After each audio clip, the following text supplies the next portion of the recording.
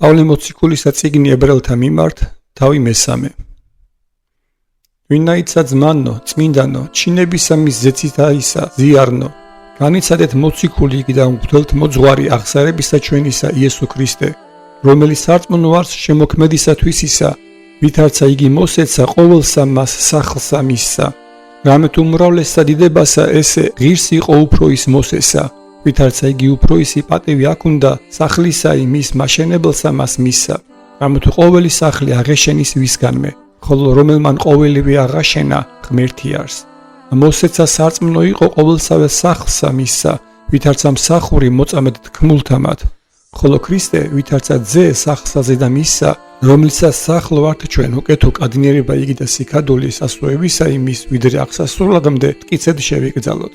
ამისთვის ვითარცა იტყვის სული წმინდაი, დღეს თუ ხმისა მისისა ისმინოთ, ნუ განიფიცხებთ გულთა თქვენთა, ვითარცა იგი განმწარებას ამას დღისა მისებრ გამოცდისა უდაბნოსაზე და სადა იგი განმცადეს მე მამათა თქვენთა, გამომცადეს მე და იხილნი საქმენი ჩემი 40 წელ.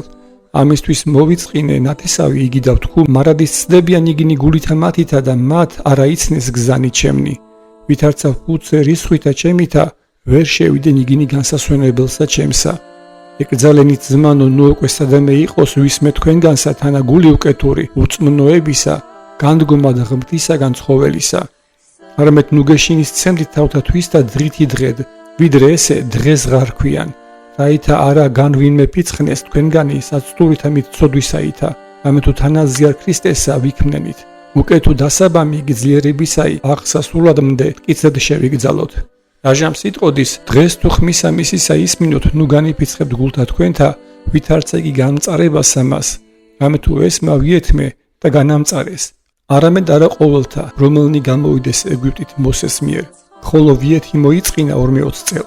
ანუ არა რომელთა იგი შესწოდესა, რომელთა იგი ძვალები დაცვივა უდაბნოსაზე და ანუ ვიეთ ეფუცა არა შესწვად განსასვენებელსა მისსა, არა მეურჩთა მათ და ვხედავთ რამე თუ ვერ შეუძლეს შესვლად ურწმუნოებითა.